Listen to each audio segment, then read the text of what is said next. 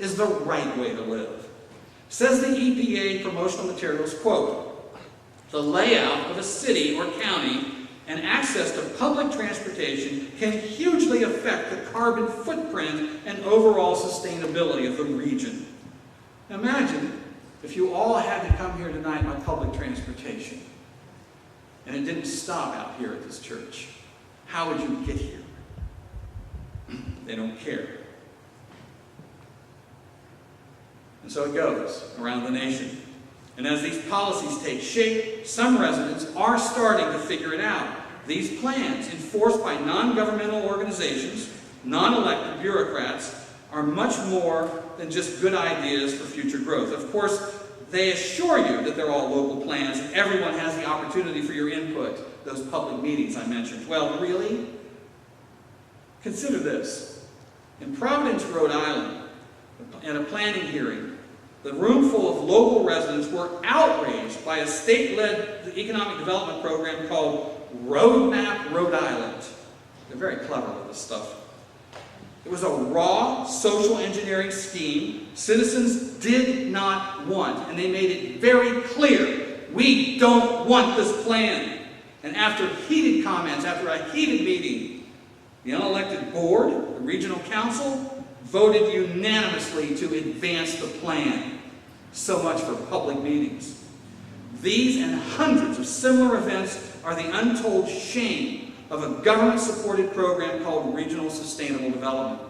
In Omaha, Nebraska, government and NGO forces are working hard to sell the community on a grand plan for the future called Heartland 2050. And of course, as usual, it's not just for Omaha, but for 8 full counties around the surrounding area, all combined into the same plan, and the plan openly calls for sustainable development. Listen to this sales pitch. The goal of Heartland 2050, according to its promoters, is to develop a strategic vision, there's that word again, for the region's development over the next 30 years to assure proper growth. The metro area is always changing, say proponents. But is it moving in the right direction? Again, stop and ask, in the right direction according to whom? This massive plan will lay the ground rules for transportation, housing, jobs, property and land use, education, and even health care. What does all that mean? It means they intend to put a line around the city, around the communities involved, and declare little or no growth outside of that line. That means the focus for future housing will be for high-density neighborhoods in high-rise housing. It means the use of private cars will be discouraged in favor of public transportation, biking, and walking. Heartland 2050 includes a program called the Complete Street. This is the edict that cars must share the road with bicycles. It calls for traffic calming, which means large speed bumps placed in the center of residential streets that make it very unpleasant to drive over. Eventually you just say, I'm going to stay home today. I don't need to go to the grocery. In San Francisco, they are now building residential apartments without parking lots. Makes it more difficult to own a car. It's all designed to reduce your ability to drive so that you use bikes and short trips and public transportation and walking. So, how will this affect you? Are you going to be happy? Will life in the community improve? Well, the best evidence that I can give you to predict the future is to look at what's already been done. A decade ago, Portland, Oregon was announced as the poster child for smart growth policy. There it was fully implemented. You can fly an airplane over Portland and you can actually see the smart growth line, divide around the city. On one side is nothing, and on the other side is massive pack and stack. To help in their pretense that these plans are all local, planners assure the community that they want your input, that you will have your say in every aspect of the plan. But you know what? You talk to the people, surveys show that 85% of Americans want to live in single-family homes with a yard and a driveway. But smart growth planners ignore that fact. And of course, there is no grant money for old-fashioned single-family home neighborhoods. You see, once the ban on suburban development, urban sprawl, they say disdainfully, is in place, there is now a controlled living area. it doesn't grow. What happens when the population of the community does grow? It gets crowded, more densely populated. In Portland, the planners kept upping the density requirements for housing. To increase urban density, the planners turned dozens of neighborhoods of single-family homes into apartments and condos. If you owned a vacant lot, you could not build a single-family home on it. You would have to build a row house or an apartment. In some cases, this actually happened, the restrictions were so strict that if your house burned down, you couldn't rebuild a single-family home on your own property. Eventually, Portland planners decided that row houses and low-rise apartments weren't enough. Population kept growing. They changed the rules to enforce the building of high-rise apartment buildings. We call them pack and stack. But to sell the regional sustainable development concept, planners present communities with idyllic tales of a pleasant 18th century village lifestyle encased in high-tech 21st century convenience. They use slick four-color marketing brochures, bring to life a sparkling light rails, soothing hiking trails, and minuscule work commutes in settings where every walkable day is a blossoming springtime. They call them livable, walkable communities. They paint a lovely picture of families and neighbors walking to the store, playing in the park, riding their bikes, playing with their children. Happy, healthy neighborhoods, they call it. Let me give you an idea of what they mean by healthy. First of all, if you're walking and riding a bike, that's healthy. San Francisco built a new federal building that they claimed was the greenest building in America. Guess what? In that building, the elevator only stopped on every third floor. Now, why did that happen? Oh yeah, so you'd walk up the other two flights. That's healthy, you understand. Now, if you're in a wheelchair, you may have a problem with that. The center of the plan in Portland was the light rail train system. The desirable homes, they told us, were that those built along the rail line. These would assure ridership, they claimed, and no more streets and highways crowded with cars. You know what? It's all a lie. Independent studies reveal that the people living in those selected homes don't ride the transit system any more than residents in single-family neighborhoods. The result of Portland's grand plan is that increased density destroyed the small-town atmosphere, congestion is worse, housing and consumer costs are higher, and urban services such as fire, police, and schools have declined as the city took money from these programs to subsidize high-density developers to encourage them to build these processes. There is a good reason why planners need high-pressure sales tactics. The gritty truth behind regional sustainable development across the nation is that, as in Portland, it adds to traffic congestion, strips away much of local officials' authority, and makes life unaffordable for many residents. The economics of smart growth are sobering and hit few harder than the poor and young families just starting out. As growth boundaries limit space, new home construction drives up housing prices beyond the reach of most. Studies show that prior to the smart growth surge in the 1990s, an average home cost just 2.5 to 3 times the median income of the community resident. So a person earning $40,000 annually could likely purchase a home for $120,000. But in 2006, in smart growth cities like Boston, Portland, and San Diego, homes respectively cost 6.5 to 10.5 times the median family income. Housing costs just 4 times the median income are considered seriously unaffordable. Today, a family in San Diego earning $125,000 would be hard-pressed to afford a home 10 times that amount.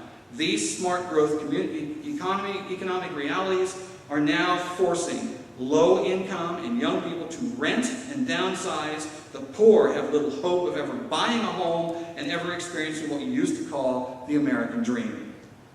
And again, in Portland, After decades of smart growth development, exorbitant housing living costs, and have driven over 10,000 minority families out of their urban homes. In the San Francisco Bay Area, thousands of low-income families are now uprooted from their homes and relocated, often against their will, in the preferred development, what they call preferred development areas.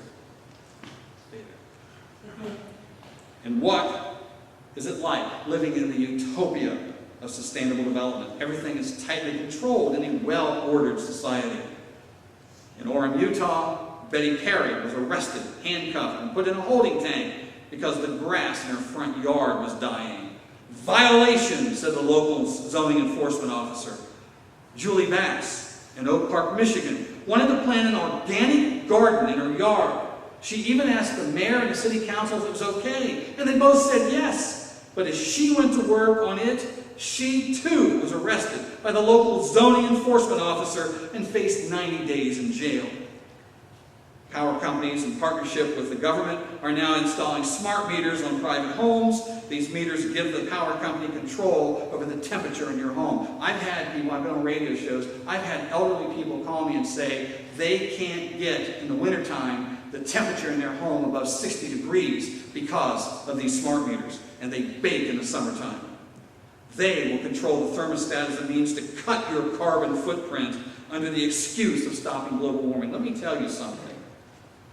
If you have no carbon footprint, you are dead.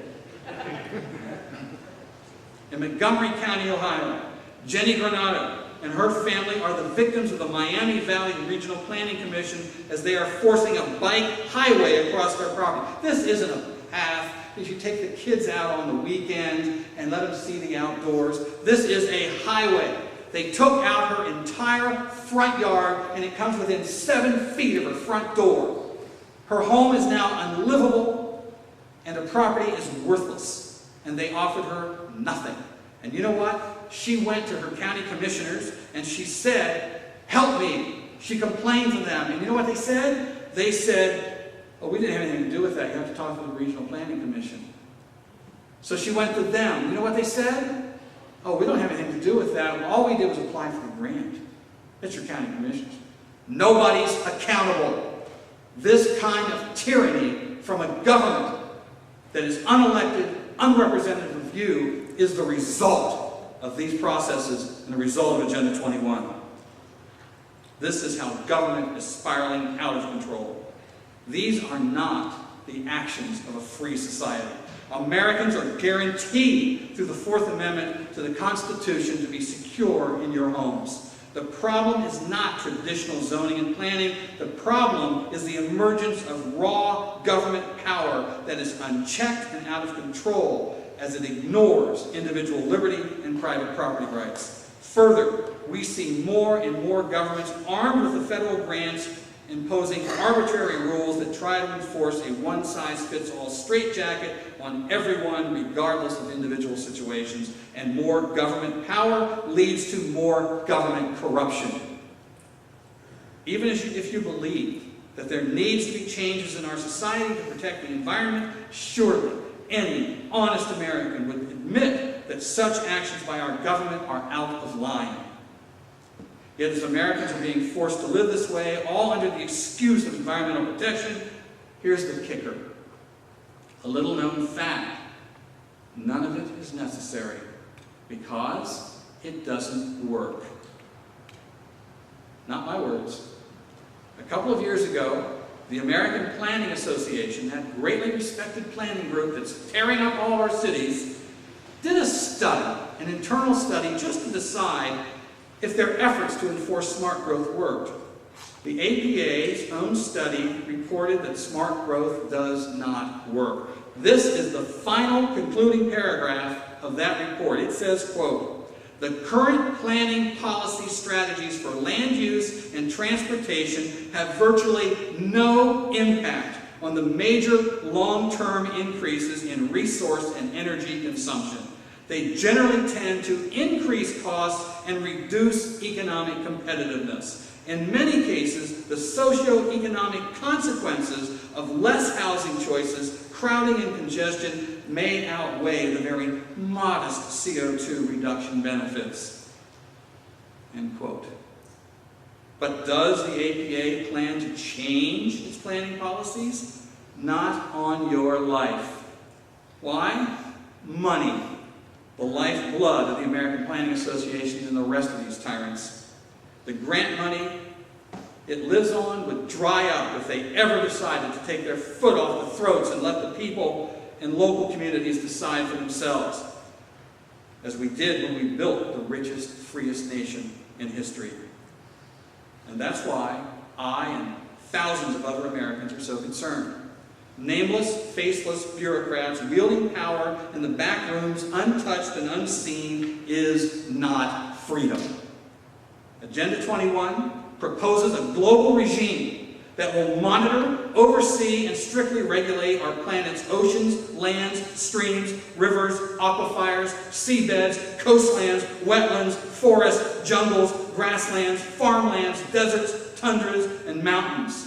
It proposes plans for cities, towns, suburbs, villages, and rural areas. It envisions a global scheme for healthcare, education, nutrition, agriculture, labor, production, and consumption. In short, everything. There is nothing on, in, over, or under the earth that doesn't fall under the purview of some part of Agenda 21. Private property ownership is the reason the United States has been the richest, freest nation on earth. Isn't it significant to see that as private property comes under attack through sustainable development, that our country is becoming less wealthy and less free? It's time that we had a government that treats property owners like owners. It's theirs. It's their land. It's your land. You're not chattel to be pushed around at their whim. It's time to treat property owners like adults. It's time to realize that the sustainabilists who profess compassion to the world, to save the world, don't want to help the environment or eradicate poverty or even improve human living conditions. Sustainable development was created to rein in us, these radical ideas of individualism and personal property ownership, and harmonize all nations into global tyranny and control. And it will result in the dark ages unlike the world has ever witnessed in human society. One fact is clear. You cannot implement sustainable development without diminishing private property rights. Stand up for property rights, and we can stop sustainable development. We don't have to put up with their grand scheme to keep us all poor and pliable. We are the ones who respect human dignity and demand that all people be allowed to accomplish their hopes and dreams, not government seeking power over us all. We are the ones who seek honesty and reason in the lives of all people, not government run by dictators and self-proclaimed rulers who refuse to relinquish power no matter the consequences. And it won't take massive government programs or taxes. It will take one thing: for government to get out of the way and let the human spirit shine through. Now, I know that many of you are afraid, and you're discouraged, and you're feeling hopeless, believing we have lost our precious republic. But in cities and towns across this nation, real opposition is beginning to stir. Americans are beginning to learn of the tyranny of sustainable policy, and they have started to fight back. They are challenging the planners. Legislators are starting to write laws against it. In fact, for the first time in all my years of working on this, I'm starting to hear from elected officials asking for ideas on how to oppose it. Already, more than 150 cities have ended their membership in ICLEI, the International Council for Local Environmental Initiatives. And I'm going to tell you something. This organization had 600 plus American cities as members. They paid dues to ICLEI to bring all these plans in there. The head of ICLEI USA told an associate of mine, not knowing who he was, that they are terrified of what we have accomplished because they can't get a new city to join them and start paying them dues. They are terrified.